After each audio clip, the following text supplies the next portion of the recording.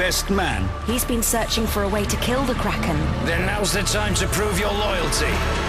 Here's a little present from Mara.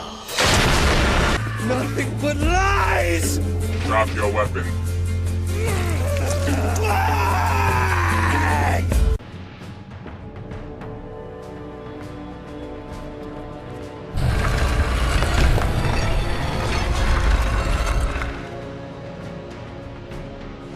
Hello, welcome to IncGamers Podcast episode 79. We took a week off last week because we were doing various things. I was having my fingerprints taken by US Immigration and Customs, but the less said about that, the better. That is true, by the way. But we are now back, and back with me are Paul Younger. Hello, Paul.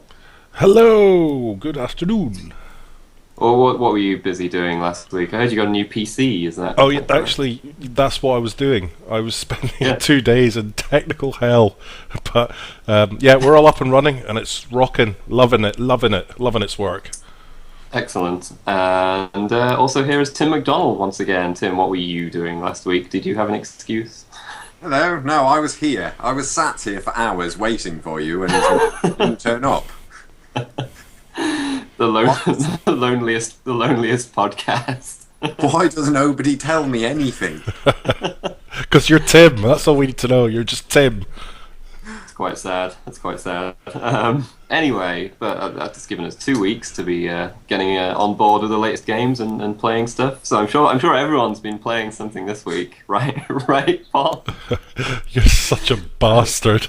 You set it up every week before we start. You set me up for some big fall. Yeah, you know I haven't. Well, okay. Well, I have a little bit. That's unfair to say I haven't been doing anything, but I have a little bit. Well, that's something to look forward to. That's coming up. When we talk about what we have been playing this week, which is now.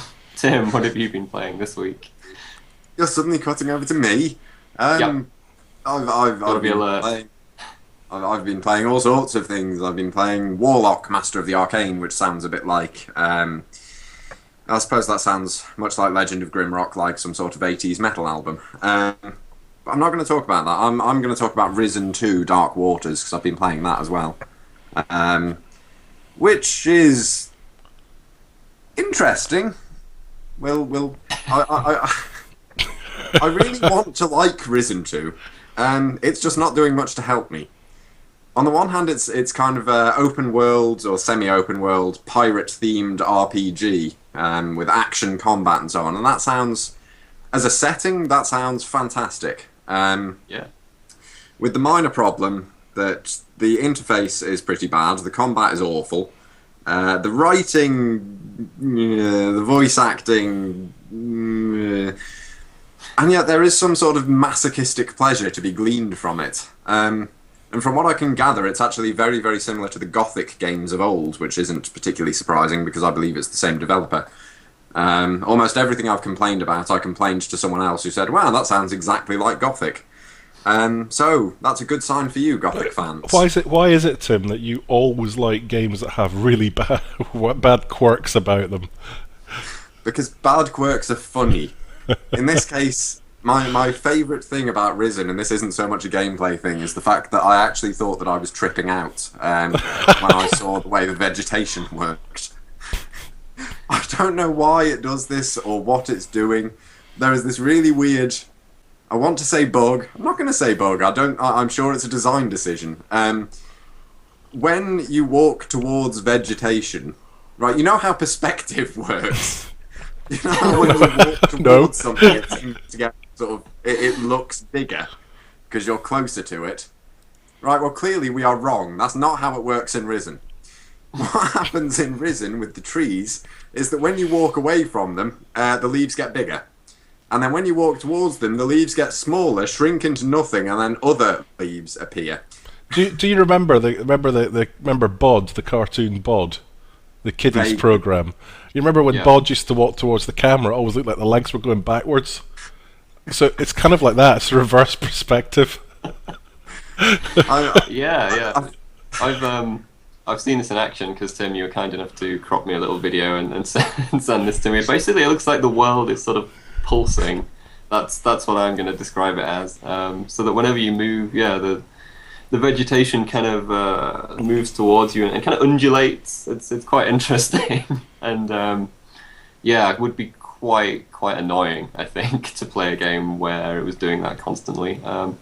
Actually, though, you were telling me another story, Tim. You were telling me about a prisoner who was going to teach you lock picking. I think you should go through that because that's kind of a good it's kind of a good example of Risen 2's approach to quests, I guess, and approach to the player. Did I mention, before we get on to that, did I mention the bug wherein, with a lot of the characters, if you hit them from behind and nobody sees you hit them from behind, they don't realise they're in combat, and as such don't attack you? Nice. No. That's like real life. Hang on, isn't that like real life, though? If you smack someone in the back of the head and they don't see you, then they don't get into a combat situation because you've just knocked them over. Well, possibly, except in this case, a guy was walking along and I hacked at him in the back about 20 times with a cutlass, and he just carried on walking along, oblivious. Which was actually quite good, because I'd broken a quest line by talking to him first before talking to someone else, and this for some reason fixed that. I don't know why, but I'm not complaining. Yes, the lock picking. That was a wonderful kicking. Sorry, I got to stop you there, Tim, because every podcast, every week, there's just shots of you with your head in your hands, and you've just done it again. It's just like a massive despair every game that you get given these days.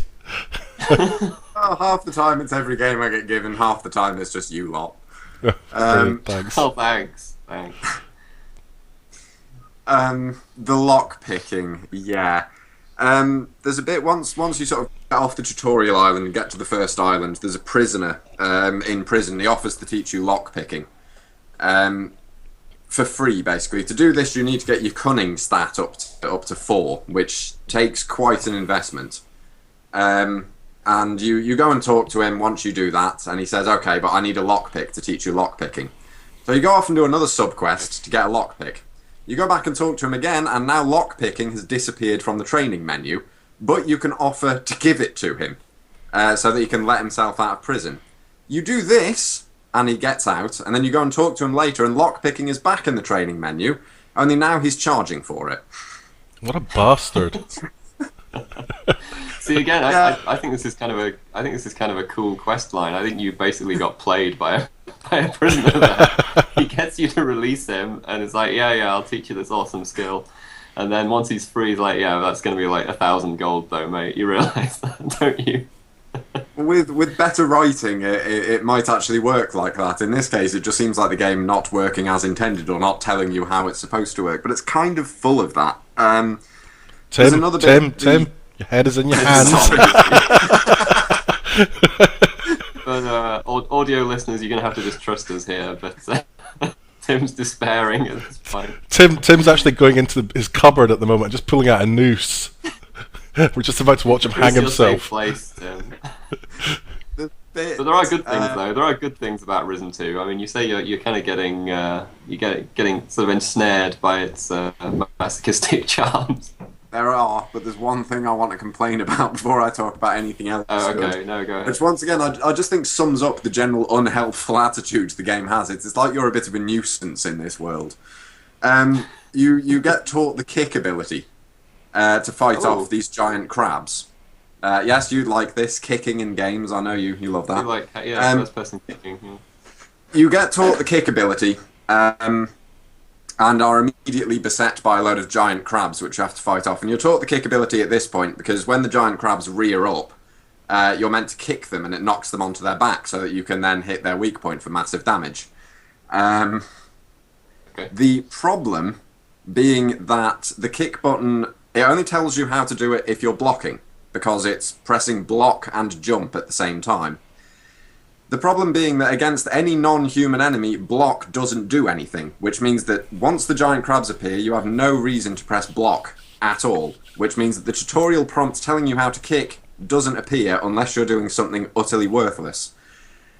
The game's a little bit unhelpful with regard to teaching you how to do things. But that's the thing, once you get past the opening bits and pieces, and how ridiculously unfriendly and unhelpful it is kind of good fun. There is a bit of satisfaction to be had once you actually get to the point where you're powerful enough to fight things without assistance, which takes a while.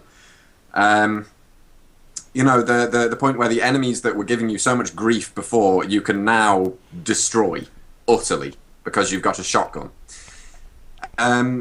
And there is, you know, it's quite a nicely laid out world. It's actually quite fun to explore. There's a lot of stuff to do. There are some interesting quests as well, I will give it that. It's just the fact that the actual nuts and bolts that make up the experience just don't really work particularly well. The combat in particular is just rubbish. Now that was a common complaint with the Gothic series. I believe that was just bug ridden, like quite badly. So have we not learned anything here? Perhaps. Apparently not. But there again, I mean, it is still presumably going to appeal to the Gothic fans, and the Gothic fans are probably going to enjoy it. I mean, as I say, I would guess I'm probably about a third of the way through at this point, and once you get off the very first island, once you get used to it and how it works, it becomes quite good fun, because you can roam around, you can sort of ransack ancient tombs, and you can dig up buried treasure, and you can get into pirate duels and drinking competitions and things, and thematically it's great. Well, that's me sold. It's got frickin' pirates in it. It's an RPG with pirates. It's not a particularly great RPG, but the theme, I think, is enough to carry it along, and I suspect, once again, that as I play a little bit more, I am probably going to be enjoying it a bit more. I suspect the start is probably the shakiest part. And from what it looks like at the moment, if you can get past the start, if you can get used to how it works, and you can live with that, you are probably going to reasonably enjoy it. So for the time being, I suppose a bit of a guarded recommendation. If you liked Gothic, you will presumably love it anyway, but then you've probably bought it anyway. But yeah, it's keep an eye out for the review of this one, which should be sort of within the next week or so, I think. Within the next few days. You're playing the PC version, right? Because in an unusual twist of fate, the PC version is coming out first, and the console version is... No way! It's an unusual turn of events, probably related to the bugs, I would imagine. I guess it's tricky for them to get it through like Microsoft and Sony certification if it has a few leftover bugs. I don't know. But the console version's coming out in like July or something, I think. Something like that. Although there again, you say that, but Skyrim managed to get through certification on PS3, and we all know the problems it had with that. Yeah, but you had to play that for about 50 hours for it to start breaking. That's why. True. Yeah, I don't know, but yes, I am playing the PC version, and it runs rather nicely. In truth, if I have seen a bunch of people on the forums complaining that it doesn't play well with SLI configurations if you've got them. But for my poor aging computer, it actually runs rather nicely. It runs a bit better than The Witcher 2 did. Yeah, I think if you have a higher-end PC, there is more chance of it not running particularly well. So you may want to check out the forums before making a purchase decision on this one. But yes, as I say, in terms of the actual game itself, if you've got a bit of patience and you can put up with some very quirky bits and pieces, or in fact, if you like really quirky bugs and exploiting them and laughing at the game, then yeah, you'll probably quite enjoy this. Good stuff. Yeah, the reviews coming in due course. Is that correct? So keep an eye out on the site for that. Yes. I've also been playing a PC version of a multi-platform title, but in the more traditional style, one that came out quite a long time after the console versions. Which is Binary Domain, which I think was on the consoles back in February or something, but came out on the PC just last Friday, the end of April. And I've been having a really good time with it, actually. I just finished it yesterday. It's one of the most fun games I've played this year, actually, despite a few oddities and quirks. It's really good. It's a third-person cover shooter. I thought I'd been soured on those for life after playing Deep Black Reloaded. I don't know if anyone remembers that one. Don't mention that. 2 out of 10 on the site. Don't mention that, because they're going to stalk you. No, actually, they won't stalk you. They'll stalk John, even though you had nothing to do with it. Just trying to reel in those developers again. Anyway, this is a good third-person cover shooter that does pretty much everything right. It is by the guy as well, directed by the guy who does the Yakuza series, or Yakuza. I'm not sure really how to pronounce that properly. Who was called Toshiro Nagoshi, I think. Sam, you probably know this guy better than I do. You like the Yakuza series? I do. I love that series, which is actually one of the reasons why I'm quite interested in Binary Domain, to be perfectly honest. He seems much as a game is not based around a sort of a director. You know, there are a lot of people who work. No. He does seem to have a fairly good grasp of what he's doing. So yeah, how is it? And I would say that it's got a few things going for it. I mean, the main one is that the main antagonists in the game are robots, because it's set in this kind of dystopian future. Hello, what? I thought the villains were robots. Robots? No, robots, Tim. Not robots or robots. Robots. Because this is the near future, where of course we've developed robots to do everything for us. There's two main corporations, the Bergen Corporation in the US, who have like 90% of the market share, and the Amada Corporation in Japan, who have like the rest of the market, I guess. But the Japanese company has been dabbling in something that is being called hollow children, which is basically robots or robots who look like humans and don't realize that they are robots or robots. I'm going to stop doing this. It's going to get really old. So a little bit of like Blade Runner, a little bit of Isaac Asimov, a bit of Battlestar Galactica, all mixed into one there. And so yeah, you are part of what, Tim? Again, come on. What's your problem now? Sorry, I was just going to say, is this actually a third-person shooter which has a good, well-written story? Then it is. You're citing the story transcends some of the writing sometimes, I would say, and also the characters.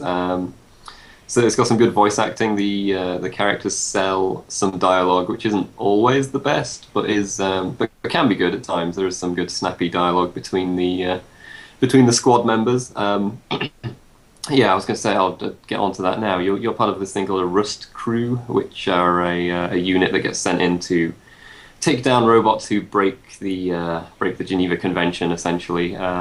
So you're off to investigate the Hollow Children in Japan, in Tokyo, and you play as a guy called Dan Marshall, but you switch in different people into your team as you go through the game, and also kind of interact with them a bit as well. They will between sort of levels, there's sort of hub-like bits where you get to chat with them a bit and answer their questions, and basically go through different bits of dialogue where their trust in you will either go up or down depending on how you relate to them and stuff like that. So if you start ogling the women in the game, they're not going to be particularly impressed with that. Their trust is going to go down in you. If you start telling the kind of stiff upper lip British guy that you love him in the middle of combat, he's not going to react too well to that. Unfortunately, there it is. So yeah, there's a bit of that, and the combat's just really, really satisfying. Partly because you're shooting robots, and bits of them will come flying off when you're shooting at them. So if you shoot off an arm, you'll see them then like twist a bit and pick up the gun again with the other arm and carry on going. If you shoot off their legs, they'll like haul themselves towards you in their arms. If you shoot the head off, they'll get confused and start shooting at each other. And it just never really gets old. It's always good to be engaging these robots in combat. It's just very satisfying. It's nicely paced as well. You get sort of mini boss and boss encounters every now and again. But I never felt like I often do in third-person shooters that a type of level or a type of combat is just kind of dragging on a bit. Like I've been doing this same thing essentially for a long time, but no, it mixes things up nicely. Has a nice mix of bosses. None of them, actually no. Aside from one I had a bit of trouble with. It got a bit lengthy and tedious. There's a sort of giant robot gorilla that I had to fight quite often. It got a little tiring, but other than that, and I really like it. Oh, it also has a bit of a gimmick where you can use your mic to communicate with people in combat as well. I haven't quite got that working yet, mostly because I think it works best with a headset, which I don't have. So my other microphones that I have, I think, pick up too much noise. Either that, or I'm just not pronouncing the words properly. So I've just been. You can use the keyboard prompts to give people voice commands as well. So I've yeah. got three points or questions or what have you. First of all, you say this is a third-person shooter. Is it a cover shooter? Yeah. There is cover. Yes, it is a cover shooter. It's quite good with that, in the sense that a lot of the time in cover shooters, it's like, oh hey, here's a corridor with some boxes in it. Gee, I wonder what's going to happen here. It's not too bad about that. When there is cover, it's kind of semi-believable with the background, which is quite nice. It's not always perfect in figuring out when you could. Like a lot of these, it uses the same key for getting into cover and for sprinting and stuff. I think Mass Effect 3 does this as well. So occasionally when you're near cover, it'll go, oh, did you want to go in cover, or did you want to like run around it? And which is a little bit annoying, but it's not too bad. It's certainly not the worst I've encountered in that area. Oddly, the best cover that I've been playing with recently, I tried out the multiplayer beta for Ghost Recon Future Soldier, or whatever the hell that one is called, and that has a really, really good cover system. But we're not going to talk about that. My second point thing. Tim, the protagonist's name was. Tim, I wanted you to actually show us on the screen here how your cover system worked using your chair. I can't. Can we have a demonstration? Unfortunately, no. Vidcast bonus. You'll get a bonus point for the quiz. You don't run the quiz. I'm overruling the I'd go scoring. along with that. I would give you a bonus point for the quiz. I would love to, but I don't really have augmented reality. In that, it works. You go into cover and you can essentially look at another piece of cover and you hold down a button to sprint towards it.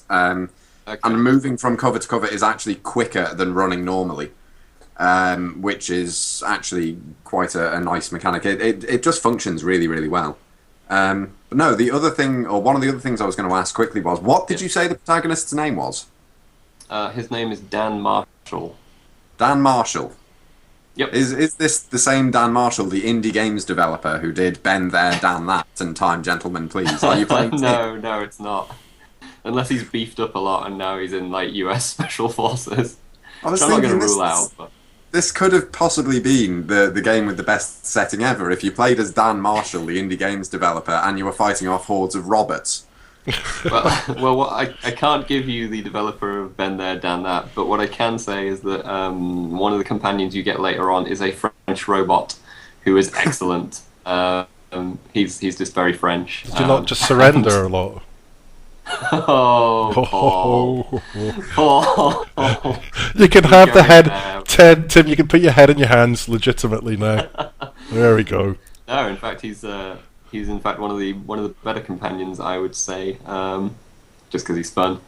Actually, the character models in the game are really well done, which adds an air of believability to the cutscenes and stuff. Like when people are interacting with each other, it's not the usual kind of stiff, slightly uncanny looking actor. I don't know. I don't quite know how they've whether they've done motion capture or what, but it's nice looking, and all the companions have decent characters, decent personalities. You know, you're not kind of thinking, oh, who's this guy? I'm never taking this guy with me. He's dull and rubbish. So yeah, just a really nicely paced, nice combat, decent story, kind of a pulpy sci-fi story, but decently written. Yeah, bit of a hidden gem, I would say, from this year. The important question is, what are the guns like? How are the guns? Because you say this is a ridiculously... You said it's a fun game, and in terms of when I think of fun shooters, I think of Bulletstorm, which is another game that nobody bought, because that just had really, really fun combat. It was built around the combat, it had ridiculous weapons, and it was just great fun to play. So how are the weapons? Do they massively improve the combat? If that question makes any sense. No, you can upgrade your gun. Dan Marshall of Been There, Done That fame. His gun has a kind of a special function that you can it fires a kind of energy ball kind of thing out of it, which you can get recharges for and stuff. No, the guns are mostly along the lines of various submachine guns, assault rifles.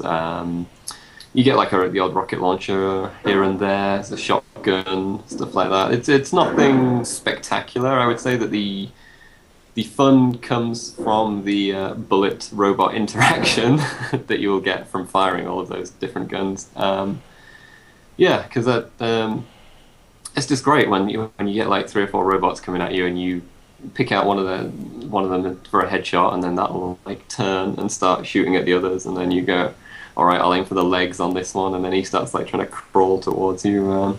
Yeah, I'm really, as you can tell, I'm quite sold on that. But no, not massive variety in the gun selection. I wouldn't say that it is slightly lacking there.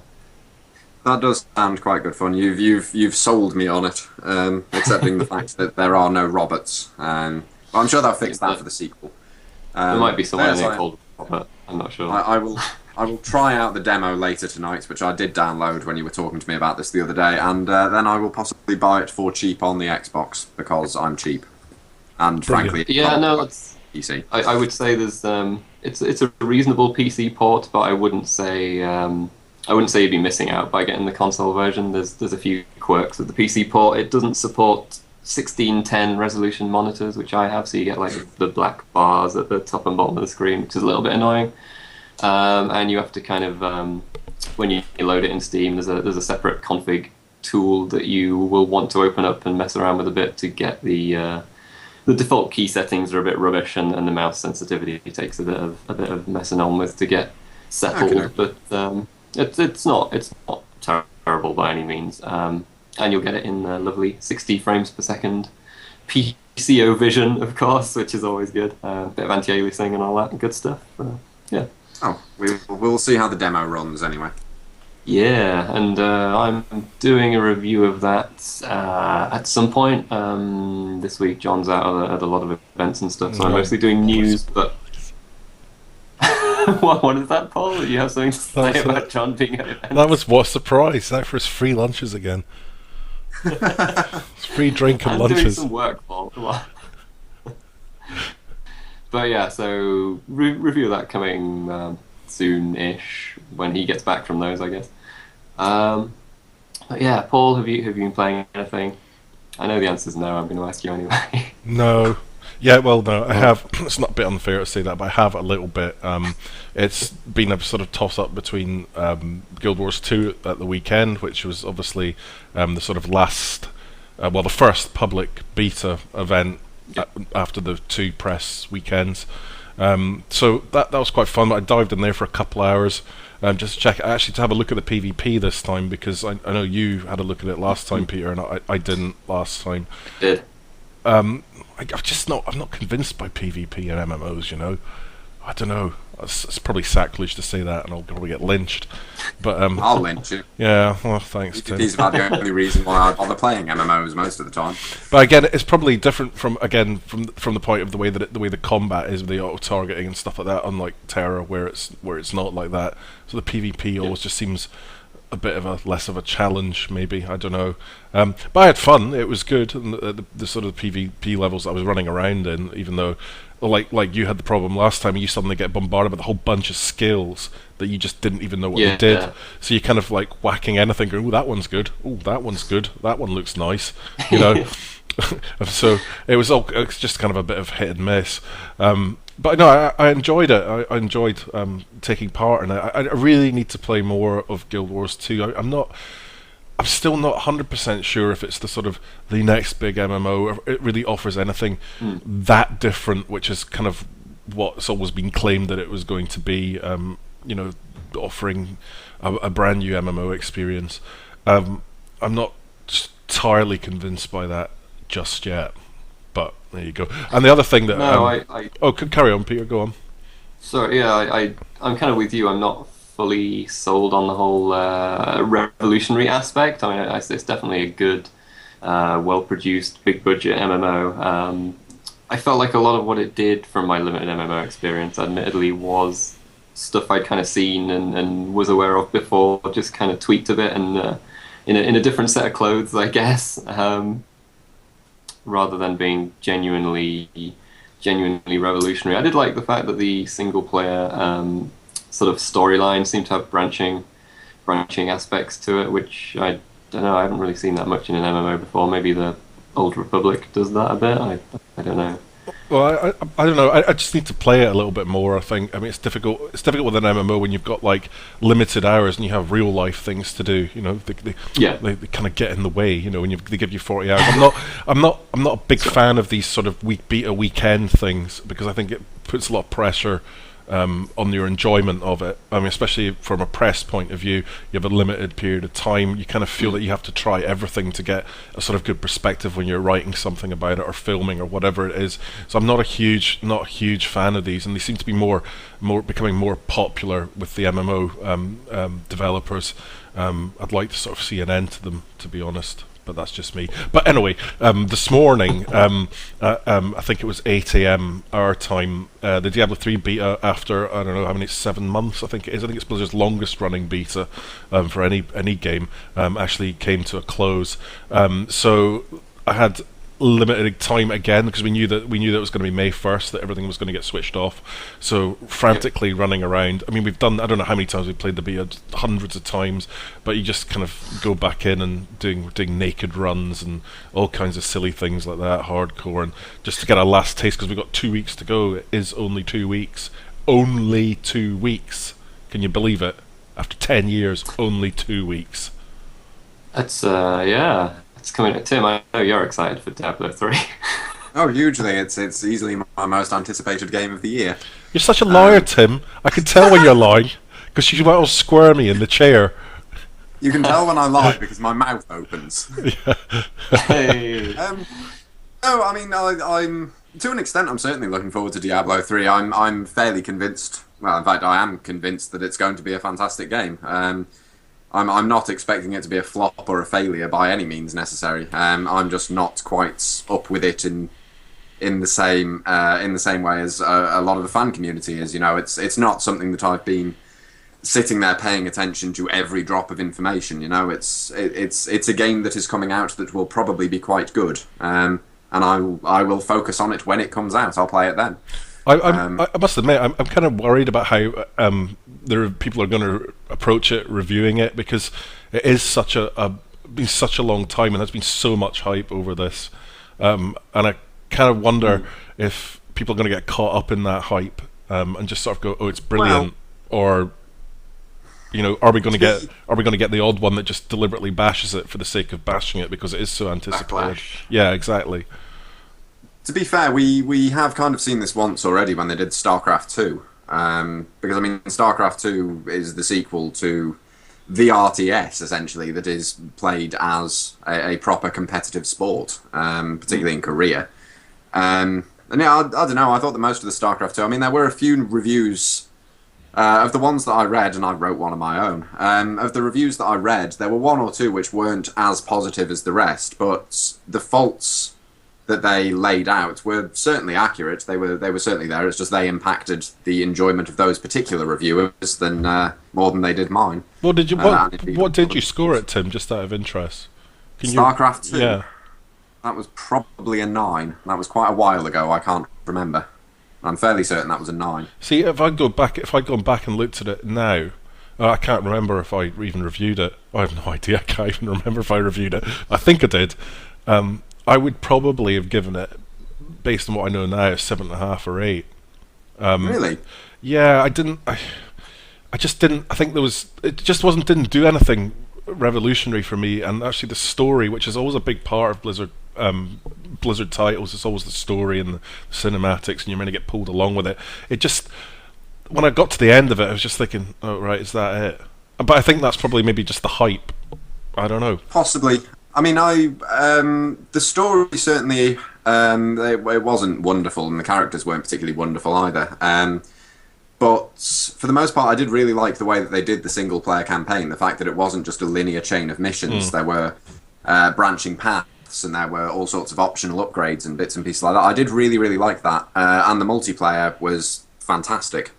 It didn't do anything revolutionary. You're quite right. How did you get on? How did you get on the LAN, Tim? How did you find that playing on the LAN? It had LAN.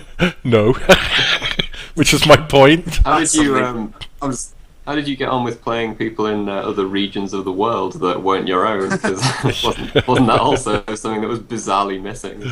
Yes, that was also something that wasn't actually present. It's funny, that one, isn't it? It's the fact that in 2011 they were having difficulties with this whole thing of you couldn't play against people in another area of the world. I was pretty certain we'd conquered that back in the late 90s with this thing called the internet. Because I'm sure I can remember playing this game called Quake, I think it was, with people in America. So I don't know. Maybe Blizzard have just missed that one somehow. I'm intrigued to see actually if things like no LAN play with Diablo 3, if that is going to have any impact on what people's enjoyment of the game, and especially when the review scores come in for it, a couple of weeks' time or so. I don't know. It's going to be an interesting one to watch actually, but no doubt about it, it's massively exciting. Do you know the one thing that really worries me actually is the no offline play. Yes. That's what I meant. That's what I meant actually. Yeah, if I'm playing a single player game and I need to get up, if I'm playing Diablo 3 and then I need to go and check on food or something like that, and it takes a few minutes, and then the doorbell rings or the phone rings or something, I don't want to come back and find that I've been logged out and I have to log back in again and restart from the last town I visited. Which is apparently how that worked a while back, though I don't know if it still does. But this is why there's things like checkpoints and so on, like the waypoint system, so that But still, I agree. I'd like to have seen a single player in it, and I think that will impact some people. Maybe not a huge amount, but it will impact some people. But we'll see. But it's exciting. Yeah. It's 13 days. God damn it. No, I can maybe. I mean, we've had StarCraft 2, we've had Diablo 3. Maybe we will get Half-Life 2 Episode 3 at some point. Nah, that's never coming. No, I don't think so. Nah, Gabe's too busy making funny Valve consoles and bizarre, I don't know, projects, whatever it is they're allowed to do over there, moving their desks around and for free. And yeah, I'd actually kind of like to go into the details as to how Valve operates, how their company structure works, because it's fascinating, but I don't think we really have time. The one thing I have heard about Half-Life 2 Episode 3 is that it is apparently still being developed. The reason they're not talking about it is because they keep basically changing it. They don't want to say anything concrete until it actually is concrete. Anyway, all I gotta say is, shut up. 13 days! It is nice, I have to say, to have a massive video game release that is currently at least PC exclusive as well. That's quite nice. To be getting like TV spots for a game that's only on the PC, it's quite it's quite rare. Yeah, it's quite a novelty for me. It's quite nice. Okay, that's what we've been playing this week, what we've been looking forward to, and all that good stuff. Now let us move on to the quiz. Are you both ready for this quiz? Oh yeah. Oh yeah. I say no. You still have to play. But I dock you points. But before we start this, I think I'm ahead in the series. I thought it was a draw. Isn't it one? Isn't it 1-1? Yeah, but Tim didn't do the duck behind the chair thing for us, so I think he should. That is true, but yes, it is the categories quiz. I haven't come up with a better name. He's doing it! He's doing it! Hang on. He's doing it! Audio listeners. Oh, look at that! Behind his chair. Headshot, Tim. Headshot. Get down, man. There you go. That's better. Now stay there for the rest of the podcast. Don't come out. All right, you're getting half a point for that. That's worth half a point. Could give you the edge. Who knows? Yeah, I haven't come up with a better name for this than the categories quiz. So maybe one day. But I don't know who to start with. Tim, you've already got a half point, so I'll start with Paul instead. Your categories this week are lawsuits, Nvidia, Parappa the Scrapper, Sim trademarks, and Theology. I'll go for a really easy one. I'll go for Sim trademarks. Sim trademarks. Yeah, it's possibly the easy one. So, what new sim title has EA registered a trademark for? That was the weekend, I think, that was uncovered. Sim bin collectors. They've already done that one. Have they? Well, there you Probably. go. No, I'll give you the real answer this time. It's I think it's Sim Ocean or something like that. Is that correct? Or It is Sim Ocean, yes, indeed. But there have been many other sim titles, not including Sim Bin Collector. Can you name 3 other sim titles, not including Sim City or The Sims? Oh, bollocks. 3 other sim. Sim Tower, is it? Is that one of them? Yes, that's one. 2 more. Oh God! What the hell am I supposed to do if I can't mention Sim City or The Sims? Oh There's God! still... There's I haven't loads. counted. There's still at least 15 more. You're kidding Bizarrely me, enough. really? Yeah. Oh God! I I'll give you a clue. don't want to give Tim a Sim bonus point. Noun. Huh? I don't want to give missed Tim a that, sorry. bonus point. Oh. I don't think No, I the can get bonus them points don't get handed over. That's the rule. Oh, give me a hint then, Peter. Give me a hint. Well, the hint is that if you say sim and then just append some kind of a noun to it, the chances are you Okay, might get something. Sim Brothel. That's probably out there somewhere as an unofficial title, but no. Sim no. Train. Sim Train. Oddly, no. There was no Sim Train. Sim Bus, Sim Car, Sim House, Sim Shoe, Sim Boat, Sim Cat, Sim Dog, Sim How many times Pet. is he allowed to guess and get them wrong? Yeah, I think that's probably. Bizarrely, you didn't get any. You said append anything onto it, and I did. Except Sim Tower. You could have had Sim Earth, Sim Ant, Sim Life, Sim Farm, Sim Refinery. Really? Fuck is that? You remember that, Tim? No, I don't Is it remember good? Sim Refinery. I remember the others, and I think I played the others, but not that one. Sim Copter, Sim Health, Sim Isle, Sim Town, Sim Park, Sim Golf, Sim Tunes, Oh my Sim God. Safari, Sim Theme Park, and Sim Animals. I guess you kind of got Sim Animals with Sim Cat and Sim Dog, but I can't believe I've missed half of those off, because now that you're reading them out, it's like I've got half of them probably in my attic with all my other PC games. Sim Golf Yeah. is genuinely... I love that game. I really do. Considering I'm not a particularly big fan of golf games, Sim Golf was marvellous. It is a genuinely overlooked gem. But Tim, just for people who are listening to the show, why is it you're wearing a nice checkered Pringle jumper then if you're not into golf? I'm wearing a what? Nice Pringle, you know. were you not? Nice sort of pink striped pink Pringle jumper you got on there. No, What, no, the no. grey top? Yeah, I know. I'm just trying to dupe everybody to think that you're a massive Lies golfer for the with people bad listening to the fashions. audio. Check trousers. And now all the people actually watching this just think you really need to get your eyes checked again. I do. It's just mushrooms. In fact, no. It's the graphics and thingy perspective Indeed. colours going all funny. Anyway, Tim. Would you like to go for lawsuits, Nvidia, Parappa the Scrapper, or Theology? What? Theology, that's a category. Yes, yeah. I'm going a bit university challenge this week. You know what? I will actually go for theology just to see what the hell this question is. Okay. God of War Ascension was officially announced on Monday. But in this prequel tale, which Greek god is the younger Kratos going to be seeking revenge upon? Oh, I haven't got a clue.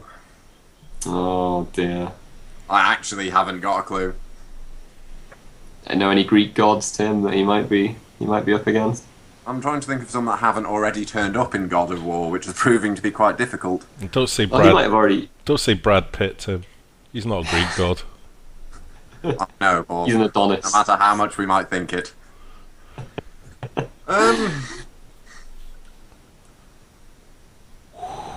This is going to be quite boring for the audio listeners, isn't it? Yeah, give up now, I'll cut Tim. this bit out. I give up. Go on, who is it? Well, no, I can pass this over. Is it? 'cause it's the, Is it? initial question. Is it Ares or something? It is Ares. Oh, yeah. No, that was the same stolen villain it. as was the first game, if I remember rightly. Well, Tim, you should have gone for that then. That means you get the chance at the bonus, Paul. Get in. This is even more obscure, I'm afraid. So, okay, Ares and Aphrodite supposedly had 6 children together. Can you name any of them? Susan, Dave, Not Susan. Simon. No. I'm sorry, my Greek mythology is just really terrible.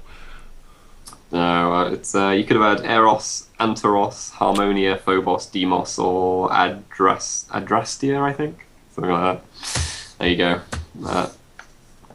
You nabbed that point off. Those. Damn it! If only you'd got the first question, Sam. You could have If been well only. in the lead. Alas. So it's back to you, Paul. You have lawsuits, Nvidia, or Parappa the Scrapper. I'll go for Nvidia. Nvidia. I think I talked about this before we started the podcast, so it might have been a bit of a spoiler. But, Oh yes. The GeForce GTX 690 was unveiled this week. It's said to be about as powerful as 2 GTX 680s stuck together with masking tape or something. But how much does it retail for, the GTX 690? $1,000. Indeed, yes. Well, technically $999, I think. But yes, $1,000 is the cost of that card. Either of you have $1,000 laying around to invest in this new card? Yeah, I'll just check. No, nothing. I haven't actually got any dollars because I don't live in a country that uses dollars as its primary form of currency, so no. Indeed. I assume that'll translate to, well, what's that going to be, like 700, 800 pounds? Something like that? Yeah, Well, if the exchange rate works as it does with most other things to do with gaming and technology, that will actually just translate to Be £900. Yeah. £1,000. Pretty much.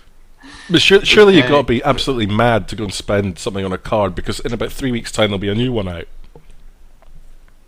Yeah, I mean, I'm kind of the school that thinks you can get a pretty decent mid-range card for like $100 or so that will run everything you need to pretty much in high detail, unless you've got like 3 monitors in gigantic resolutions or something. Yeah.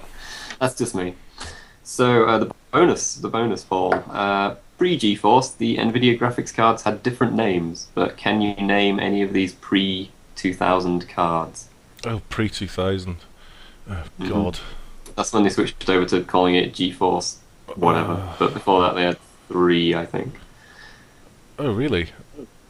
No, I'm gonna give in actually on this, and I know I'll know it as soon as you say it, but pass it over to. There was the. Pass it over to. Pass it over. Pass it over. Pass it over. I wasn't listening. No, What it's was the bonus. question? I don't You can't pass pass the it bonuses over over. anyway. Yeah. I should probably explain the rules of this quiz before I start it next week. I just thought Possibly I just made that. Tim was Possibly I just made that rule up. I'm not sure. Tim was doing so badly. I thought I was just trying to throw him a lifeline. He is doing quite appallingly. It has to be stopped. I've got half a point. Yeah, That's for hiding behind a for chair. hiding behind a chair. Yeah, those cards were the Reva TNT and Reva TNT2.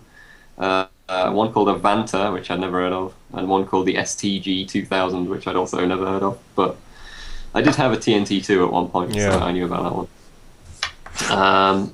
Okay, Tim, you are 2.5 points behind. There are still 4 points out there, technically. So, do you want to go for lawsuits or Parappa the Scrapper? Why has no one gone for Parappa the Scrapper Yeah. yet? Because I'm pretty sure I'm not going to be able to answer it. But yeah, go on. I like Parappa the Rapper. We'll go for Parappa the Scrapper. Hey. Okay, excellent. Sony If I unveiled get its this wrong, answer it's your to- fault because I'm only doing it out of pity for you. So Noted. Sony unveiled its answer to Super Smash Bros. Late last week. What is this title called? I do actually know this one. Go It on. says stalling for time. It's quite a long name. PlayStation All Stars Battle Royale. I think it's one of those sort of mishmash of random words. That is exactly it. Well done. Okay, so aside from Parappa the Rapper, can you name 2 of the 5 other Sony first party characters that will be appearing? Well, there have been announced so far. They announced 6. One of them was Parappa. Can you name a couple of others? Fat Princess was one of them. Yes, very good. That's one of the more obscure ones. Well, that was the one that I remember, because I remember seeing that one and going, "What?" She's going to use her weight to her advantage, I should imagine. Oh, Tim. Was Sly Cooper one of them? Kratos, I think, was another one, but he's so boring. Yeah. Both of those. You've got 3. Nice one. Hooray! The other 2, Sweet Tooth and Raditch, whatever, from Killzone. I love that in the press release they had to put from Killzone because nobody has a clue who the guy from Killzone is.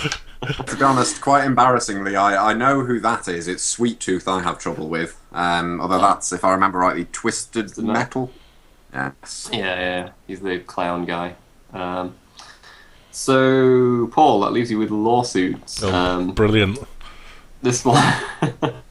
It's one from a little while ago that I've left on the questions because I enjoyed it so much. It's about Assassin's Creed and any lawsuit pertaining to that. Science fiction author John L. Bieswanger, I'm going to pronounce his name as, is attempting to sue Ubisoft over a particular aspect of the Assassin's Creed series which he feels infringes his copyright. What is it that he's particularly peeved about that was in his novel from 2002? This he reckons Assassin's Creed is. Is this not sort of going back in some sort of cyberspace as your ancestors going back to become your ancestor or something like that? Yep. Or in other words, another way to make a quick buck. Yeah, because no sci-fi has ever done that before. No, never. It was the ancestral memories being accessed, recalled, relived, and re-experienced. And the bonus is a true or false. As part of his supporting evidence of similarities, this guy included the fact that both Link and Assassin's Creed feature a battle between good and evil. Is that true, or is that false? That's false. Which is wrong, but false. I'll go say false, just for the hell of it. It's actually true.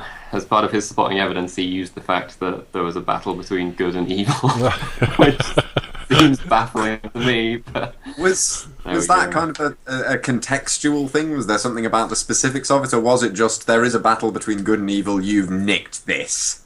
No, that was pretty much from the court documents, as far as I could figure out. It was just the fact that he threw. I guess he didn't feel he had enough other evidence, so he thought, "Oh, what else is similar?" It's the fact he tried to say that his novel had assassins in it as well, because I think it has something to do with John Wilkes Booth, the guy who shot Abraham Lincoln, which he has a stronger point on because he is an actual assassin. But the good and evil thing is a bit of a stretch, I think. Anyway, at the end of that, Paul, you got 5 points. That's a pretty good haul. Tim, you only got 2.5. I'm sorry. Well, he got one more question than me, so it's all Paul's fault. Another somehow. Week. Another week. Why do we have an odd number of questions out of interest? I don't know. That's possibly an oversight on my part. Well, I mean, technically, it can get handed over, and True. so you know what it is? It's because I don't ever know if we're going to have 2 people or 1 person or 3 people for the podcast. So I guess I should just do an even number though. If it's 1 person, we're going to have difficulty with the quiz anyway. I'd still. I know. If it's 2 or 3 people, wouldn't 6 questions work a bit better? Because then that's divisible by 2 or 3, rather than 5, which isn't. Do you want me to divisible make by up either. a 6? You want me to make up a 6th question? It doesn't matter because you've already lost. It's fine. It's fine. You My can't loss possibly is make up humiliating 2.5 enough points. already. Just wanted to complain. Basically. Yes, indeed. That is the end of the quiz, no matter how much the result may be contested by its participants. So now we get to the part where we talk about what is coming up on IncGamers.com this week, which is a good question. I know, Tim, you're doing the Risen 2 review, so that'll be up, later in the week or next week? I'm aiming to get the Risen 2 review done. Hopefully that will be up probably around Thursday, I'm estimating. I'm also doing a review of Warlock Master of the Arcane, Although that will either be very late this week or at the start of next week, I believe. I think it's more likely to be next Monday. Okay, I'll be doing binary domain, so that'll be hopefully the end of this week, but maybe the beginning of next. It depends if I'm doing news all this week or not, or if I do it in my own time or something. Other than that, I guess we're going to have a bunch of previews from whatever events John has been at. Fortunately, I don't know what those events are. So, Paul, do you have any idea? Well, in other words, you're probably going to get lots of food reviews and drink reviews. It's going to be like MasterChef. Yeah. I'm trying to think what he was out at today. He did actually tell me, and I've forgotten. There's just so many actually on this in the last couple of weeks that I'm kind of losing track myself. And I'm sure John's probably losing track too. I could have a quick. I'm gonna have a quick look in the preview section to see if there's anything like queued up that I haven't noticed previously. We do stuff that is going on just now on gwonline.net. There's lots of articles going up based on the beta weekend that's just gone. So if you're looking for something a little bit more in depth than just a general preview, like game mechanic stuff, do check out gwonline.net.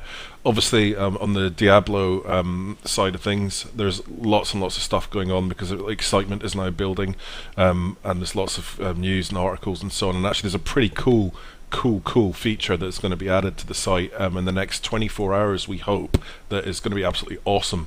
So hopefully that will be finished off today. Also, I'm just going to trail ahead. We're looking to do something pretty special on the launch night. I won't say any more than that just now because we're working out logistics. But if you are into Diablo 3, then keep your eye peeled on both IncGamers.com and the Diablo.IncGamers.com sites. Nice. Oh. Are we all gonna dress as our favourite Diablo 3 characters? Is that what's going to happen? No, we're going to invite Tim on just to talk about how it's not his most anticipated game of the year. Oh, please Awesome. do. That would be so much fun. Yeah, but I'll give everyone your address, Tim, and they'll be round at your door with pitchforks. Hey, some stuff that's currently up on the site. I can mention that because it's already there. Is a Game of Thrones interview. It's the RPG that Cyanide are bringing out based on the George R.R. Martin book series and also latterly the HBO series. Tim, you did an IncGamers Plays of Warlock, Master of the Arcane, so you can see your battle against King Rat. I also discussed the details between skeletons and skellingtons, which is a very important point. Yeah. Carry on. Is that like the difference between robots and robots? By any chance? There are similarities. There's also reviews of Valley Without Wind, which was Arson Games' new one. They did AI War, and back from last week, Trials Evolution review as well. So there's plenty of stuff for you to be... something else I remembered as well. We've fired off an interview over to Crate Entertainment, who are working on the ARPG Grim Dawn. Basically, they're the guys who did Titan Quest, which are a two-man team, and they've about a couple of weeks ago, so they launched their Kickstarter for it. So we fired off some questions to try and find out actually a little bit more about the Kickstarter process and how what made them decide to do it and so on. So watch out for that as well. I'm not sure when we're going to get that back, but it should be incoming. Interestingly enough, actually, when I was talking to them about it, they actually used the Diablo.Inc gamers for their research for Titan Quest. So there you go. So there you go. So how, in what sense did they use it as research? Well, I guess looking for things like how the items worked in Diablo 3, how the community related to the itemization and so on. So they're obviously looking to see how people responded. Very cool. We've influenced a video game. Is that? Peter, we influence every video game except the shit ones. Except the shit ones. To be fair, we do influence a lot. I'm pretty certain that Fight Night Champion is my fault. Although then again, we used to discuss Your this. fault? It wasn't that bad, was it? No, I quite liked Fight Night Champion. We used to discuss this quite a lot, I think, about how developers kept stealing our ideas. We discussed them on the podcast, and about 2 weeks later, there'd be an announcement of the game that we'd just discussed. I think LA Noire was one of those as well. Yeah, there was a couple of really uncanny ones, actually. That we got absolutely spot on. Yeah, LA Noire was very, very close to something that was said. And Fight Night Champion, I think, came about not because of the podcast, but because former staff member-y type, Andy Alderson, complained to Andy about why I don't tend to play sports games, and he said this to Peter Moore, who was sort of EA Sports at the time. And then Fight Night Champion was announced a little while later, which was pretty much in line with my complaints. So that one's all my fault, I'm afraid, if you didn't like that. You made it just for you. You made it just for Apparently you. so. Apparently, every developer on the planet has a sort of psychic link into Tim's brain. It's I think alarming. just general IncGamers staff members more than anything. If that's the case, Tim, can you think really hard about Alpha Protocol 2? Eventually, they might start picking up on. I'm impressed. You those brain- shoehorned that in this week, Peter. I'm really impressed. I didn't mention the original game. That's the sequel I'm talking about. I thought we'd pretty much gone over the line for you to get a mention of Alpha Protocol in, as we're right at the end, but no, there it is, just capping it off. So, hang on. What about the Trail of Broken Dreams? Peter Molyneux and his turtlenecks. There you go. There's 2 turtlenecks, as we discovered last. That's 3 fingers. 2. There we go. And on the last quiz, 2 turtleneck Molyneux. That's what I'm calling him. And with that dramatic news, I think we'll bring this podcast to a close until next week, when we'll be back with more chat and ephemeral gaming nonsense. Goodbye. Bye. Goodbye. Adieu.